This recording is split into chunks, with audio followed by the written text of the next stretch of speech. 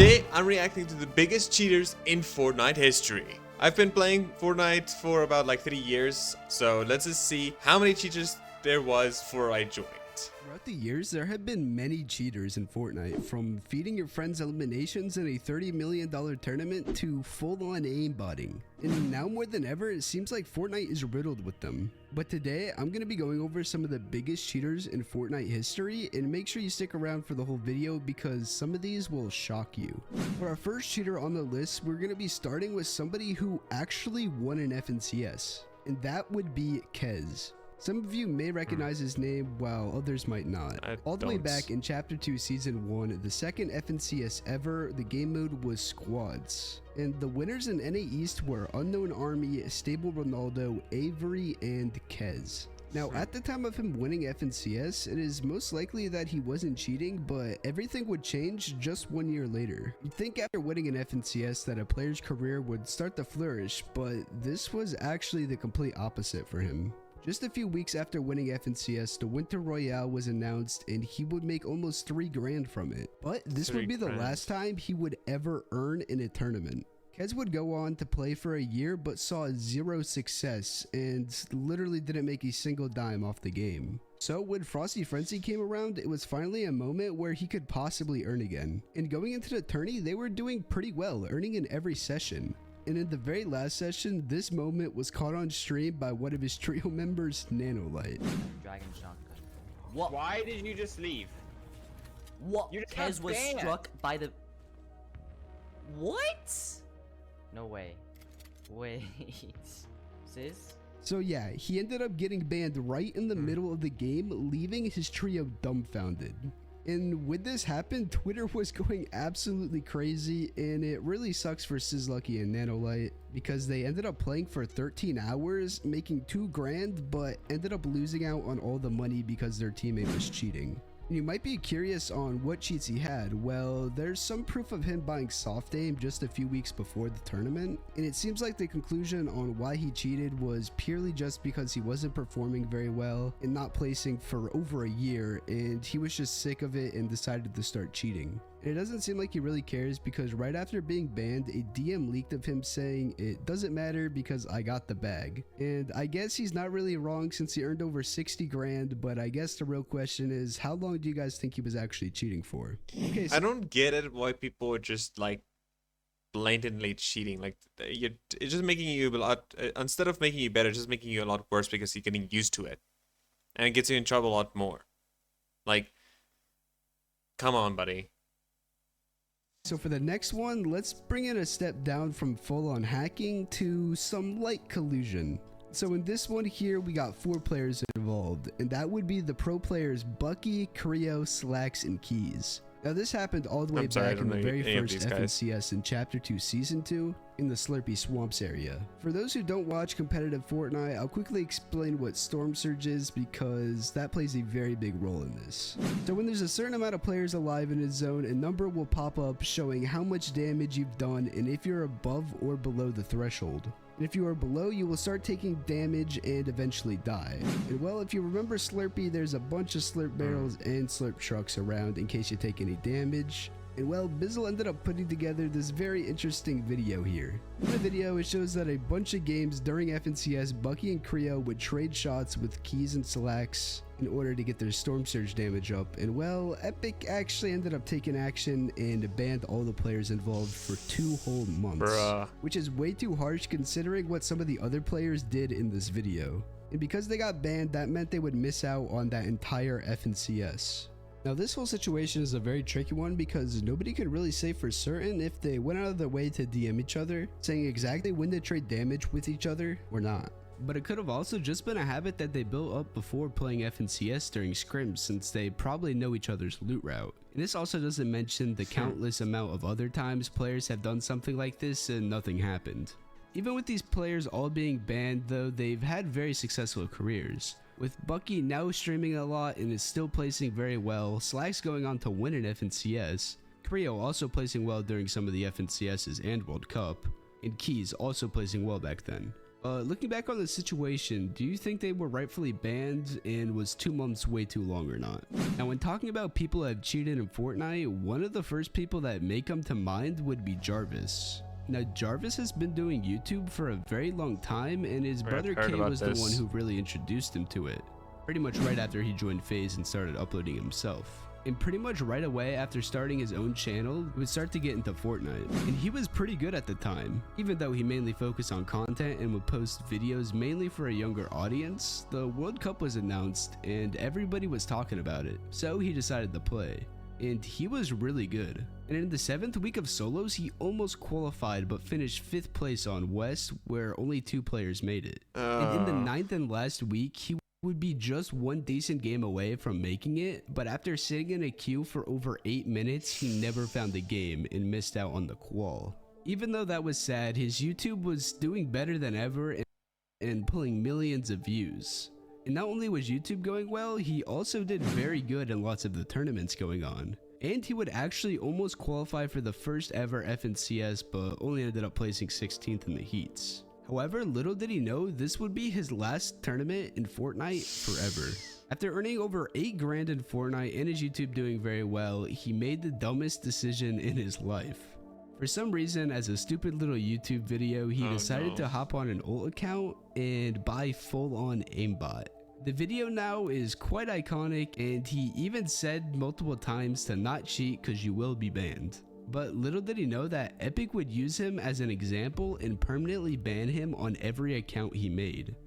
And because of this, he would make another iconic apology video, but in the end he did not get any grace from Epic. And now that he couldn't play Fortnite anymore, it was looking bad for his career since that was pretty much all he did on YouTube, so he needed to change up the content. And well, him and his brother Kay would go on to make very clickbaity YouTube videos, again trying to push more out into a younger audience. Also, not to mention that they would clickbait the fact that Jarvis was banned and he was playing Fortnite a bunch of times. But something people might not have saw coming was that he actually got into YouTube boxing. And nowadays, Jarvis has over 5 million subs and is mainly focusing on boxing. It would be very interesting to compare where he's at now to if he never got banned, but I guess we'll never know. By the way, if you're enjoying the video so far, make sure to leave a like and subscribe because it really helps me out. For this next one, let's go all the way back again to the World Cup days with one of the most hated players in gaming history, who was actually able to play in front of millions of people for $30 million. And that would be Ziff and Ronaldo. If you're an OG, you know who they are and that nobody liked him. We'll start off with Ziff, and like many other up-and-coming pro players, the World Cup qualifiers was the perfect chance for them to prove that they had what it took. And everybody was scrambling to qualify. And like I'm sure many other players did, Ziff was cheating. He didn't have soft aim, wall hacks, or aimbot. He had a couple of friends. You see, back in the day, the points you gained during tournaments were really bad. Literally winning a game in the World Cup qualifiers only got you 10 points. But every elimination you got was worth 1. So every time you got one, it pushed you closer and closer to that qualification. And well, I'll just let Cypher here explain what went down. So Bad and Uji is landing here, right? Cypher looked different back then. I don't understand this one right here. So he lands, he obviously sees the purple pump. You know? There's a chest there. You hear the chest, right? You don't hear the chest? I hear it. So this guy, like, runs past the purple pump, pickaxes the chest for some reason, finally picks up the purple pump. He's dead. Now this Jesty guy lands out of nowhere, doesn't grab the mask, doesn't go for the purple pump, doesn't go for anything, running into a wall, and then he shows us his best impression of your grandpa playing Fortnite and starts, you know, shooting. For some reason, just shooting the brick wall. Never shooting over the brick wall. It's okay. Rise Ziff is actually teammates with the first guy. Like, they've played together duos in previous competitions. This Jesty guy, right? I don't know who he is exactly, but some people did some research, and this Jesty guy played 10 games, right? 8 of his games somewhere in paradise, he landed somewhere over here. So he landed in the same spot. 8 of his games, he landed in the same spot. So yeah, it was pretty obvious that he was cheating, and he just got some of his friends to land on him and give him free kills. And the Fortnite community would get extremely upset about this because he would actually manage to qual by placing 2nd place. And because of this, that meant 8th place, which was clicks, didn't qual. And if he never got fed those eliminations, Ziff wouldn't have qualified in the first place. But just after 6 days, Epic Games had officially came out and stated that Ziff was disqualified and gave him a 14-day competitive ban. And not only did Ziff get banned for getting fed kills, his duo Ronaldo actually did the exact same thing and also got banned for 14 days because of it. Runs in. This is Rise Ronaldo, right? This is Rise Ronaldo, Ziff's teammate. Runs in, starts teabagging, gets shot by Ronaldo. Now Ronaldo has heals and shields and materials from that.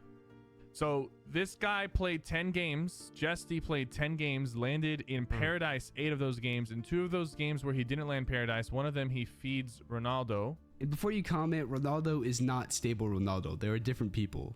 But even though they had been banned, many people thought 14 days wasn't even close to enough. Because this only happened during week 3 of solos, this meant that they would only miss out on week 4 duos and week 5 solos, which meant they still had 5 different chances to make the World Cup. And in the 8th week of duos, the Fortnite community's worst nightmare came true. Ronaldo and Ziff ended up placing 3rd, qualifying themselves to the Duo World Cup, and to say they weren't happy would be an extreme understatement. Yeah, I'm just curious. They made it all the way to the top. There's 2 rips. There's 2 rips. Fuck. Yeah. I'll drop my sniper for it. Ready? Yeah, let's go. You want to take above there, you guys? We can. You want? I have to commentate Ziff in the World Cup.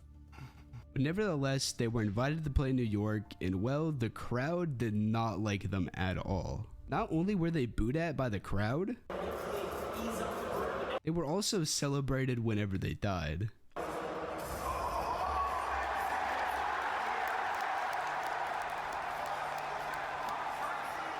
And in the end, they would place 28th in the finals, not doing too well, but that still made them 50 grand each.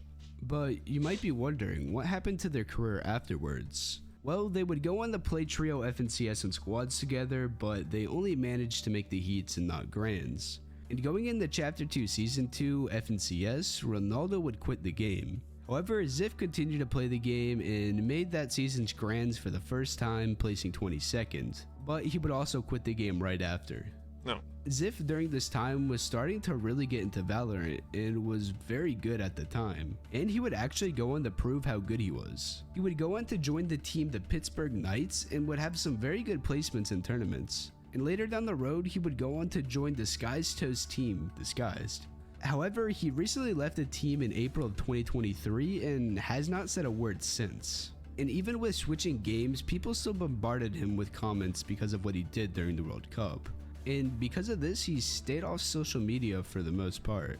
So now, what exactly happened to Ronaldo? Well, he actually went down pretty much the exact same path as Ziff.